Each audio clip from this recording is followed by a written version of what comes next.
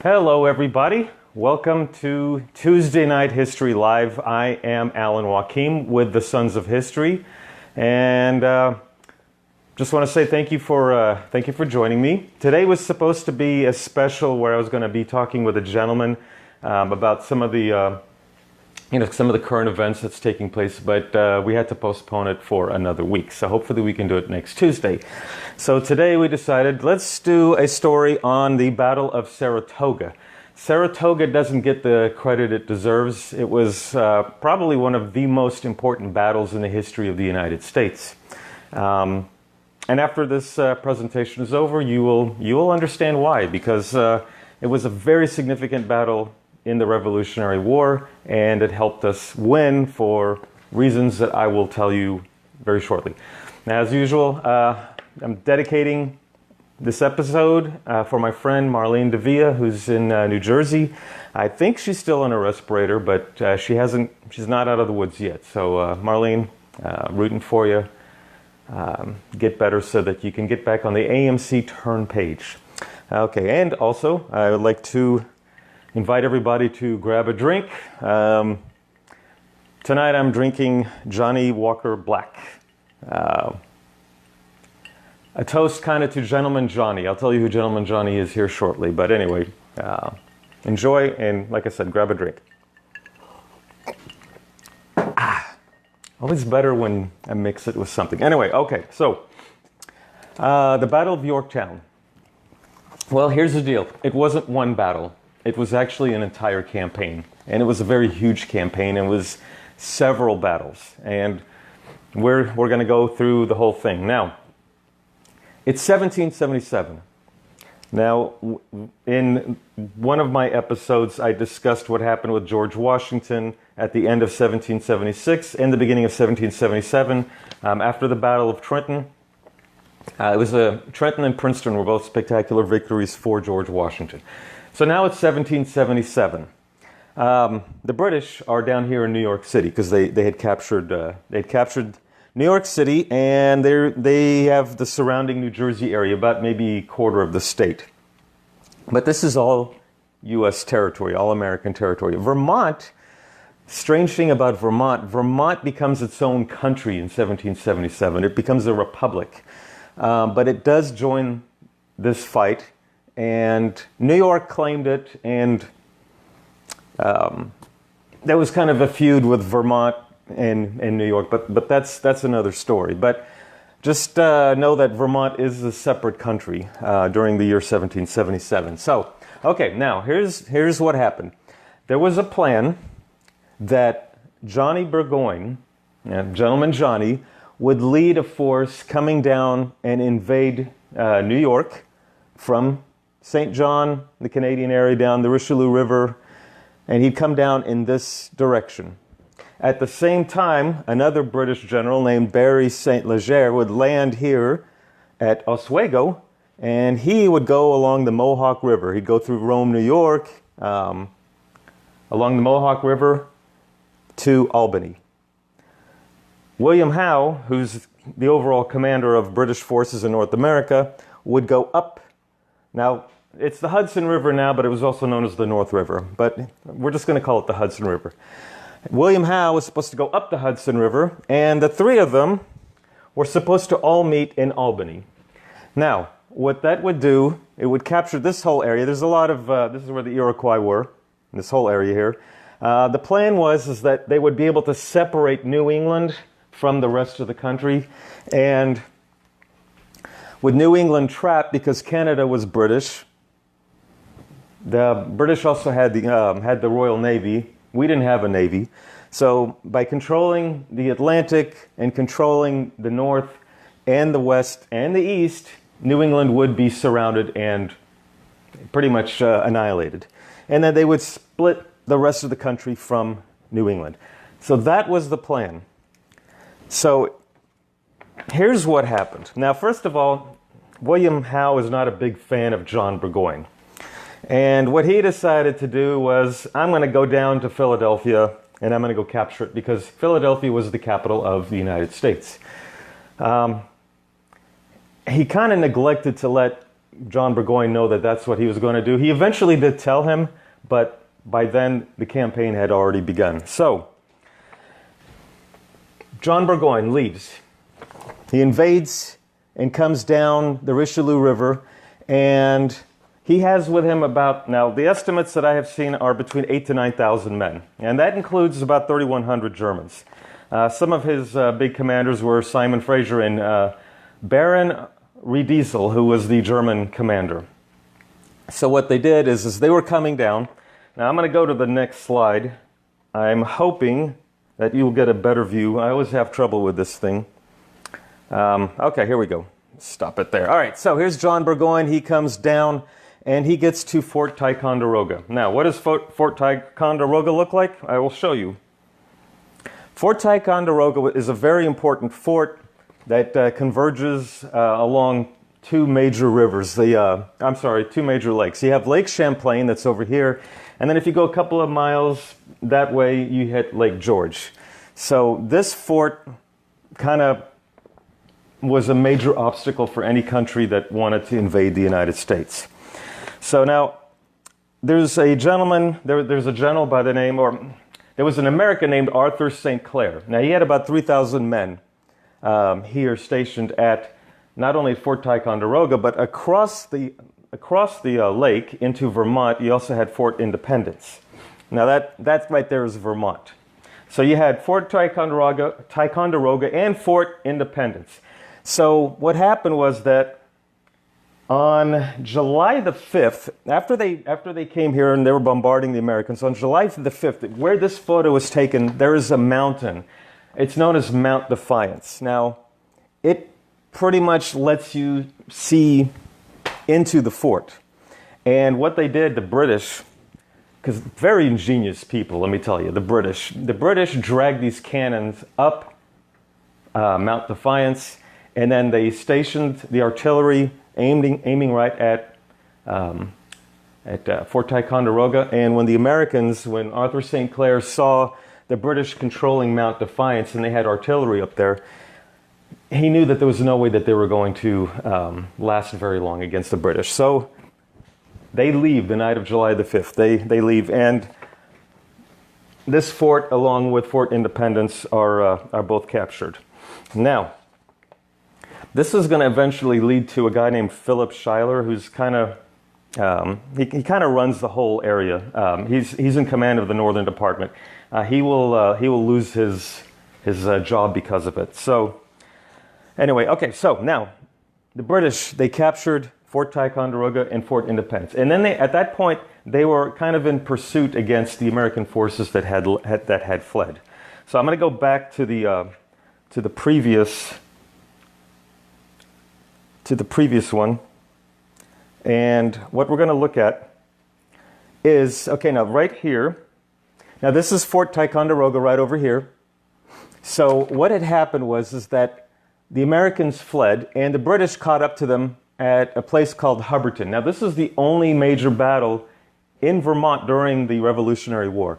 So the Battle of Hubbardton takes place. It's a tactical victory for the British, but it's a strategic one for the United States because we were able to kind of slow them down a bit so that the rest of the Americans that are trying to flee can get away. So again, that was considered a British victory, but strategically for America, it was a victory.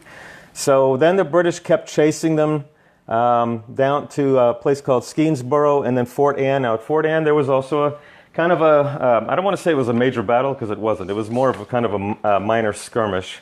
It was about 200 British versus about 1,000 Americans. But there was one British officer who kind of whooped and hollered like Indians, and he sounded very loud. And so the Americans thought that this was a whole group of Indians that were coming to relieve some of the British that were just to the northeast of the town. So the Americans abandoned it, and the British won the day. So that was known as the Battle of Fort Anne. That was on July the 8th. Now, after Fort Anne, they kept on going, and they went to Fort Edward.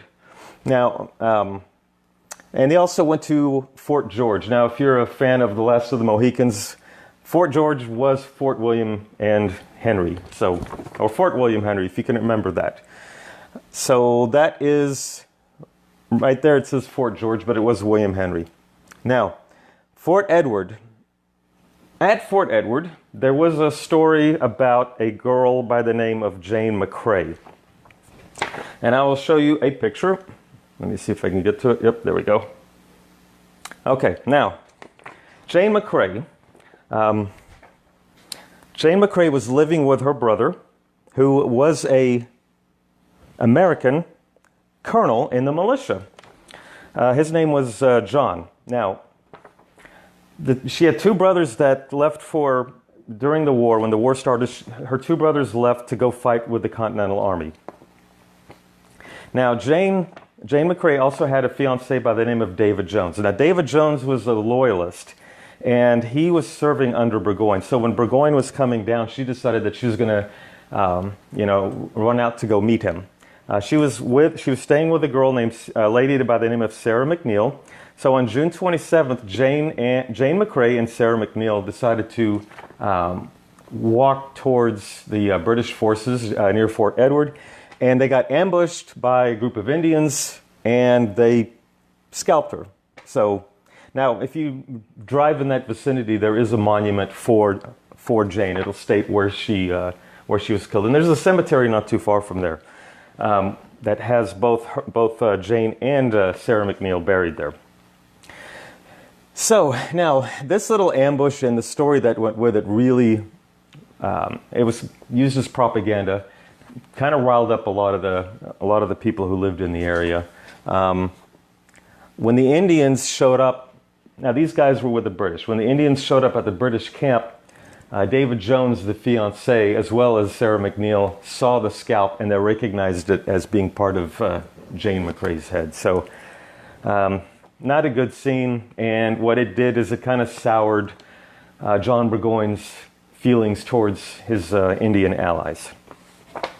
So that is that part on Burgoyne's side. Now, remember what I said, that there were supposed to be 3 different attacks at the same time. So what we're going to do is we're going to go to the next one. And that one, okay. Now, Barry St. Leger. What he did, he was supposed to land at Fort Oswego, which is what he did. And then he marched. Now, there's a town right now called Rome, New York.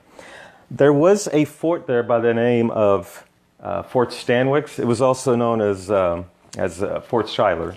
So they besieged it, and that was on August the 3rd, and or August the 2nd. Here it says August the 3rd, but I've always read that it was August the 2nd. But a guy by the name of Peter Gansevoort was the commander, and he had about 700 defenders. So he kind of slowed down Barry St. Leger's attack. Now, during that attack, there was a group of men. Now, they were led by a man named Nicholas Herkimer. And that was about 720 to 740 militia and about 600 to 100 Indians. They led an expedition to go and relieve the men of Fort Stanwix. Well, they got ambushed in a town called Oriskany.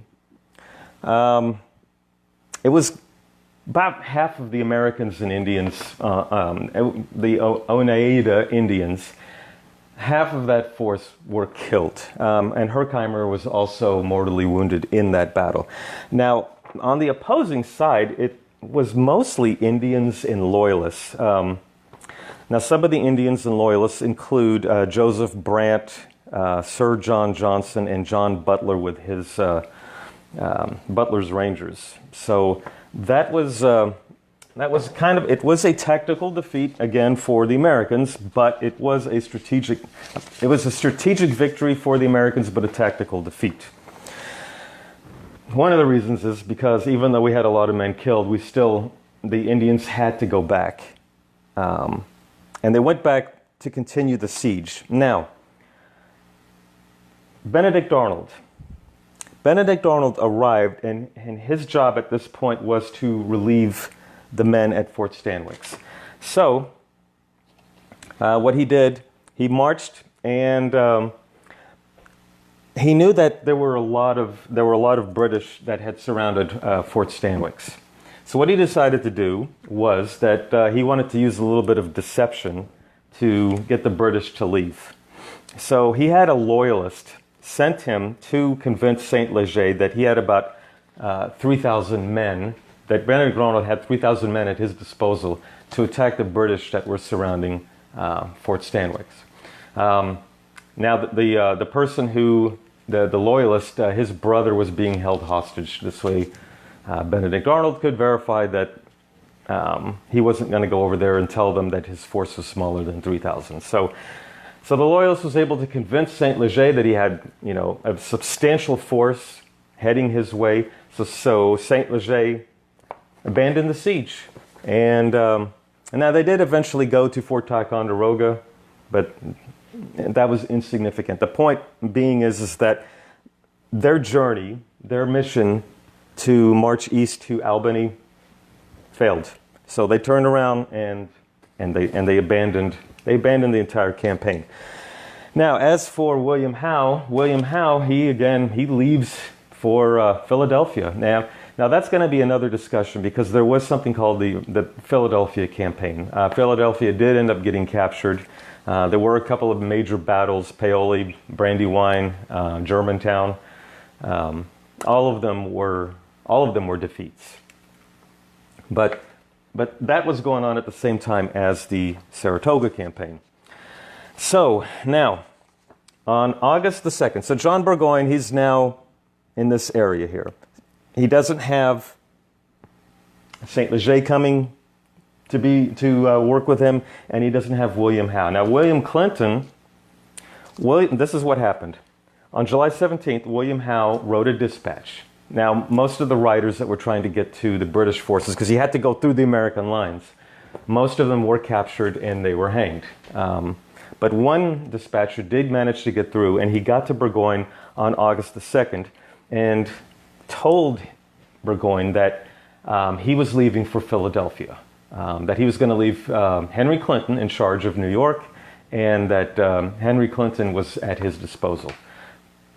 This was kind of a shock to Burgoyne. Now, he doesn't know about Saint Leger abandoning the mission yet, but he does know that Howe is going to be not there, and that Henry Clinton was going to come up. But he knew that it wasn't going to be a very big force, because Howe took a majority of the forces with him. So Burgoyne decided not to tell any of his men what the dispatch said.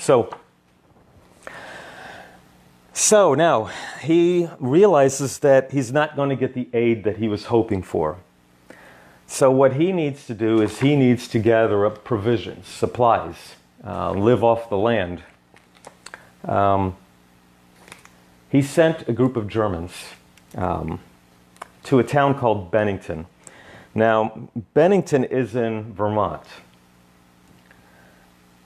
So on August the 16th, he sends 800 men under a German by the name of Friedrich Baum. This guy can't even speak English. They're on their way to go to Bennington. Now, there was another force, a Heinrich von Bremen. He had about 600 men. He followed Baum, but they didn't ride together. It was they did ride separately. John Stark was one of the heroes of the Battle of Bunker Hill. John Stark had about 2,000 of his men, and he intercepted Baum's Germans just to the west of Bennington in New York. It's in the state of New York. Now, so the Battle of Bennington, even though Bennington's in Vermont, the Battle of Bennington took place in New York. And if you go there, there's a tall hill, and that's where the Germans were stationed. Well, John Stark shows up, and they surround the Germans, and it was a massacre. Baum gets killed. All of his men are annihilated. They're either captured or they're killed. Shortly after that battle took place, Seth Warner and his Green Mountain Boys, now they show up. Yes, this is Seth Warner. Now he shows up with about 350 Green Mountain Boys. These are the soldiers of Vermont. Just as that is happening, Heinrich von Bremen shows up with his 600, and they attack the combined strength of Warner and Stark. And Bremen, his forces are defeated. So they now go back to Burgoyne empty-handed. So Burgoyne now is kind of in a little bit of trouble because he realizes that he's not getting the supplies that he really needed. A lot of things were kind of going that really were not going his way. He thought and was hoping that there would be a big uprising, that there would be a lot of loyalists that would support him, but that really was not the case. It was kind of in the other way. The Jane McCrae thing did not help Burgoyne. The American victory at Bennington also hurt. It also hurt Burgoyne because it kind of motivated the Americans to rally around the Continental Army. Now, Philip Schuyler, because of what happened at Fort Ticonderoga, he was relieved of command by Horatio Gates. Now, Schuyler and Benedict Arnold and George Washington, the three of them were very close friends. Horatio Gates, not so much. There was kind of like a cabal against George Washington. John Adams, Sam Adams, Richard Henry Lee, they really didn't, they were not impressed with George Washington at all, especially with the defeats that took place in New York City. So they kind of wanted fresh blood. They thought Horatio Gates would be, because Charles Lee, they thought Charles Lee would be the savior. Then they thought Horatio Gates would be the savior. So John Adams made sure that Horatio Gates would take over the Northern Command. So Gates comes up. Now, Benedict Arnold, when he left to go to Fort Stanwix, Gates was not in command, Schuyler was. But when he gets back, Gates was in command. So, this was around August the 19th. Now, also during this time, I should mention that Burgoyne did not really care much for the Indians, his Indian allies at this point. Part of it was because of Jane McCrae, but there was just this feeling that the Indians thought that he wasn't showing enough gratitude, so they left. Most of them did. Burgoyne ended up with only about 100 Indian scouts, and he needed those scouts, and it was going to hurt him later on. So, Benedict Arnold shows up after Gates takes over. Now, Benedict Arnold and Gates got along fine, but what ended up happening was that Gates put Arnold in command of one of his wings, and Arnold, for his staff, he brought Schuyler's men. Now, Gates again hated Schuyler, but because he brought, his men to be part of his staff, Gates at that point started to not really care much for Benedict Arnold. And that was going to become, things were going to get worse between those two because they both had different ways of commanding an army. So they march, they meet in Albany, or just north of Albany where the Mohawk River meets with the Hudson River, and they march north. Now, Gates has at his command about 10,000 men. Now, one of those men that he has with him is a Polish engineer by the name of, all right, now I'm going to be butchering his name, Tadeusz Kosciuszko. Well, let's just call him Tad. So Tad really didn't think that a lot of the areas that they were going would really suffice for good defense. What they wanted to do was have the Hudson River on the right flank and build an area that was high up. Now, they found a place. They had to march a little bit further north, and where they ended up was about 10 to 15 miles from the town of Saratoga. The place was called Bemis Heights, and I don't know if I have it on the next picture. We will find out. Well, this kind of shows a map. You can see where Bennington is, and you can see Bemis Heights. We'll go on to the next one. Okay, oh, by the way, forgot to mention, the Bennington flag. That's the Bennington flag. That was because of the Battle of Bennington. Okay, here we go. This is what I wanted to show you. Okay, so now Bemis Heights is where Tad feels like this is the best place to fortify defense. Because this is all woods. There are no highways, there are no bridges, there's nothing. This is undeveloped land. So he fortifies this position here, this hill. If you ever go over there, you'll see this hill. So he fortifies it. Now the British are coming down in this direction, and Arnold is over here. Now Arnold understands the importance of flanking maneuvers. Again, Arnold is a very brilliant tactician. Well, on September the 19th, Arnold is leading some of Daniel Morgan's sharpshooters. He's going around the left flank and trying to hit the British right flank, and they kind of ran into each other. And that's how now they called this the Battle of Freeman's Farm because that's where the battle was fought. It was kind of in this area. Now the Battle of Freeman's Farm, the British won, but it was kind of a Pyrrhic victory. They were able to control and hold the land that they had captured, but they lost a lot of men, about 10% of their force in that victory. And that's not a force that Burgoyne could afford. And keep in mind, Burgoyne was not getting any type of supplies. He was not getting any type of reinforcements. He was deep in New York. If you can think of the story of the 10,000 Greeks that fought in what's modern-day Iraq. Xenophon wrote a book about it. This is kind of what was going on with them. They were surrounded by hostile people, hostile Americans. So, Battle of Freeman Farms takes place. Americans lose about 90 killed in action, but the British lose about 400 plus about 700 wounded in action. Now, on September the 21st, so this battle took place on September the 19th. I should mention that the land that they captured, the British, they decided to plant some crops there because they were going to wait for Henry Clinton and for St. Leger, who was not coming. So they figured, okay, let's just grow some crops. So that was one of the things that the British did. So now on September the 21st, Burgoyne receives a letter stating that Henry Clinton is moving north. Now, again, as I mentioned, Gates was being resupplied, and the Americans were far more optimistic. And not only that, but the people in the whole area were rallying to Gates and Arnold. And so more and more men were volunteering. Militiamen were coming to aid Gates and Benedict Arnold in this fight. And this was going to hurt Burgoyne because, again, Burgoyne was hoping that these guys would become loyalists, but they were patriots. So anyway, so he decides to wait. Now, during this time, the feud between Arnold and Gates erupts.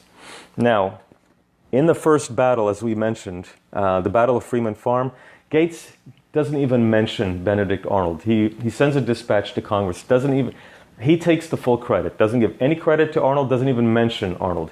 And this hurt Benedict Arnold's ego very much. Not only that, but Gates decides to take Daniel Morgan's sharpshooters, transfer them away from Benedict Arnold, and put him under his direct command. He's like, screw this, and he wants a transfer to go back to George Washington, who he knew was his friend, and Horatio Gates is like, fine, and took away his command. So they're pissed off at each other.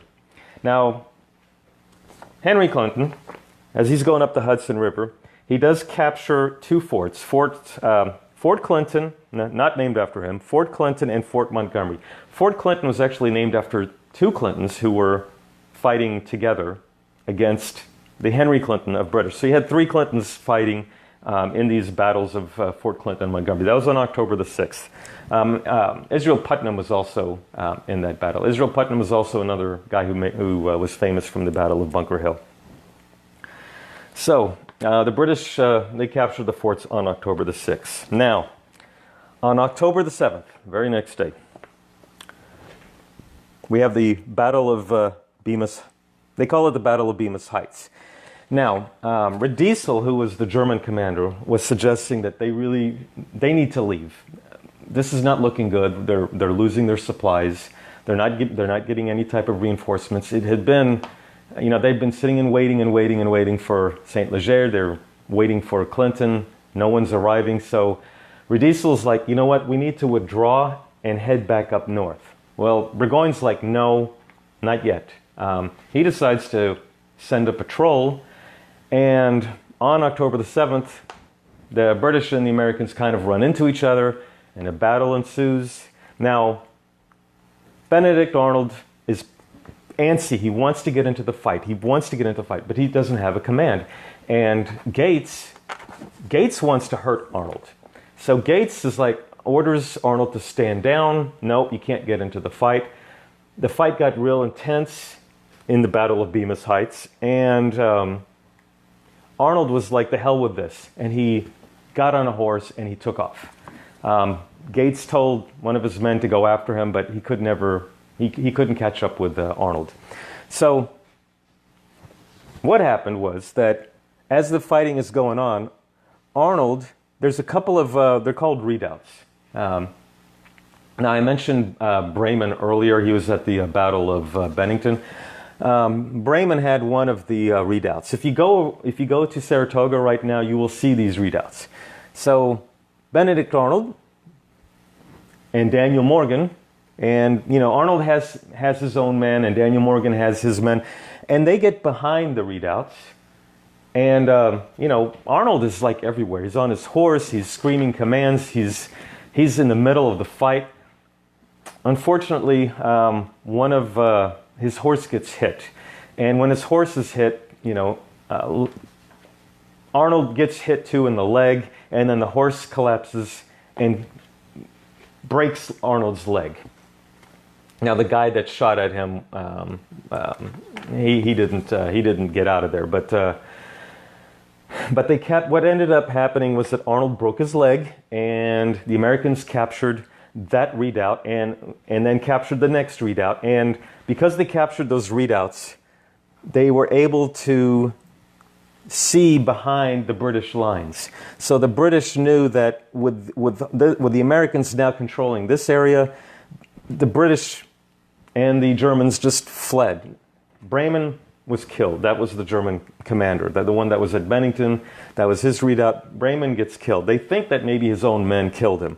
But regardless, Bemis Heights, Americans win the day. That was the second, they called it the Second Battle of Saratoga. So the British flee. Simon Fraser is also mortally wounded, and he gets buried in one of the hills. If you ever go there, go to the hill where Simon Fraser is buried. Spectacular view of the Hudson River and the New York and Vermont countryside. So Burgoyne now, he's only got about maybe 5,000 men. Burgoyne gets to the river, and then they head north. They march north about 10 or so miles, a dozen miles, to what is now known, it's kind of modern-day Schuylerville. I'm hoping I'm pronouncing it right. I've heard Schuyler and I've heard Schuyler, so if I got it wrong, forgive me for that one. I've been given information on both of them. So they march up, and what happens is that Burgoyne ends up getting surrounded. You have, like we mentioned about the militia. The militia completely surrounds Burgoyne. Gates's men, they move up and they surround Burgoyne also. Burgoyne really has nowhere to go. They're not ready to surrender. They are trying to maybe get into another fight, maybe fight their way out. They're also hearing that Henry Clinton is working his way up the Hudson River. So if Henry Clinton can get there in time, they would be able to relieve Burgoyne and his men. Now, Gates also hears about Henry Clinton, that Henry Clinton is approaching, but he's still far away. He hasn't even reached Albany yet. So there are enough forces between Gates and Clinton that Clinton would not have been able to get through to get to Burgoyne. Burgoyne was done for. So there was a council of war. Again, the British tried to hold out as long as they could, but eventually they couldn't. They were running out of supplies, and on October the 17th, Burgoyne surrenders his army. So now there is a, let me see if it's the next picture. There is a famous picture. Okay, there we go. This is the surrender. Now, Arnold is not in this picture, but you have Burgoyne surrendering to Gates. That looks like Schuyler, but I don't think that's him. Anyway, so now this surrender, it's huge. This is kind of like if you've heard the stories of Stalingrad, or if you read about the Peloponnesian War, the Athenian expedition into Sicily, when they surrendered at Syracuse. That's what Saratoga was. It was such a disaster. Again, they lost everybody. Everybody surrendered. It impressed France. This was what makes it so significant. It really, really impressed France. Benjamin Franklin was in Paris trying to convince France to get into the war. We needed France because France had money, they had guns, munitions, and most important, they had a navy. We didn't have a navy. France had an incredible navy, and we needed that navy to be on our side. So with the Saratoga victory, and also Germantown, which was part of the Philadelphia campaign, although we lost in Germantown, the French were just impressed that we were not giving up the fight. You know, Washington ends up in Valley Forge shortly after Germantown. We weren't going to surrender. We weren't going to quit. We were going to keep fighting. Washington was like, look, I'm putting my men in Valley Forge, and you know, he was holding out. He was going to continue on. The next year, 1778, he was going to continue. There was a guy named von Steuben who joins George Washington at Valley Forge, and von Steuben really was the one that made the Continental Army into the United States Army that we see today. But Saratoga was what convinced France to get into the war. So King Louis, he hears of the victory, and in February of 1778, with Benjamin Franklin's assistance, the French signed what was called the Franco-American Treaty of Amity and Commerce. Shortly after that, they signed a Treaty of Alliance. Now, the Treaty of Alliance, that was the military alliance. They were able to convince Spain to get into the war, and they were able to convince Holland to get in the war, plus another country in India called Mysore, but they weren't doing it for us, but they also went to war with Britain. So with now they're being stretched out the way they were, Britain had to defend their empire. They captured quite a bit of territory during the 7 Years' War.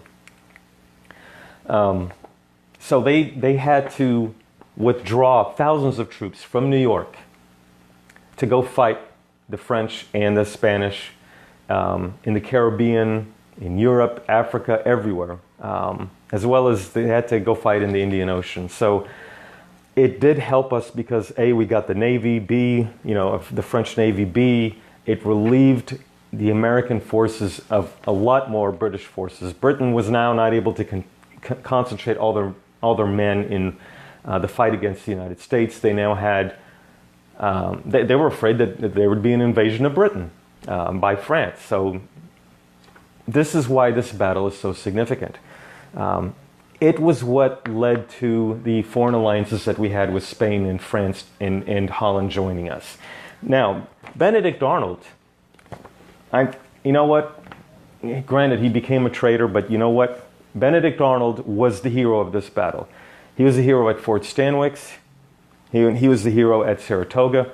And Gates did not give any credit whatsoever to Arnold, didn't mention Arnold. He took all the glory. He wanted Washington's job. But the American troops who went to Valley Forge told everybody who the real victor was, who the real hero was. And they told them all that it was Benedict Arnold. Benedict Arnold was a cripple at that point, and He couldn't even walk. He had one leg longer than the other. He didn't want it amputated. Washington decided to make him the military governor of Philadelphia. Now, the British had captured Philadelphia, but because of France and Spain being in the war, they decided to withdraw from Philadelphia and consolidate their forces in New York City. So after the British left, Benedict Arnold goes down to Philadelphia, where he unfortunately meets the Yoko Ono of the Revolutionary War. That would be Peggy Shippen, who was a loyalist. Joseph Reed was on his butt the whole time. Joseph Reed was kind of like a dictator of Pennsylvania at that point. So with John Adams, now John Adams of course was in Europe, but with Congress, with Gates, with Joseph Reed, Peggy Shippen, it eventually led to Arnold's turning and becoming a traitor, which really upset Washington and Schuyler because they were such good friends with Benedict Arnold. So, the funny thing is that when the British forces captured Fort Ticonderoga at the beginning of this campaign, King George III got really excited. He was like, I won. He thought the war was over. They captured Fort Ticonderoga. War is over. Little did he know that there was more to the fight than just that one little fort. Anyway, so, all right, the soldiers who surrendered, the British and the German soldiers who surrendered, the original plan was for them to go back to England, but then Congress revoked that promise. The reason being is that they knew that with the French being in the war, they didn't want the British and the Germans going back to England to kind of defend England, and then those men can then come and fight in North America. The men who were captured in Saratoga could not fight against the United States again, but they could relieve men that were guarding the country or fighting in another theater and then send those men to fight the United States. So Congress revokes the plan to send them back to England. They kept them as prisoners of war for the remainder of the war. And the funny thing is that many of those men, especially the Germans, did not want to go back. They settled in the United States. They ended up becoming, Americans themselves. So Germans really did not want to go back. So not all of them, but there were quite a few.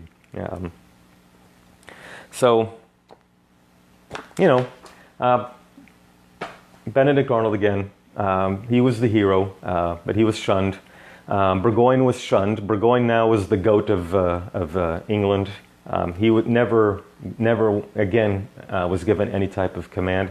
And Horatio Gates, through all his efforts to try to dethrone George Washington, he got his ass kicked at the Battle of Camden during the Southern Campaign. Sir Charles Cornwallis, major defeat for the Americans, and Horatio Gates, his campaign, his career ends at Camden. So anyway, all right. Well, I hope you enjoyed this. I know it's a lot of information, but knowing this, we hope that you will appreciate what the Battle of Saratoga was, because the Revolutionary War was just a major hurdle. It was fought on our soil. It wasn't an easy war. Great Britain was the greatest power in the world at that time. So we hope that knowing what happened at Saratoga, that you will learn to appreciate this country even more, its history, our founding fathers, and the spirit of 1776. Anyway, all right, my name is Alan Wakim. I'm with the Sons of History. Thank you for being on Tuesday Night History Live, and I hope that you will come again next Tuesday. So again, thank you very much, and God bless you. Thanks again.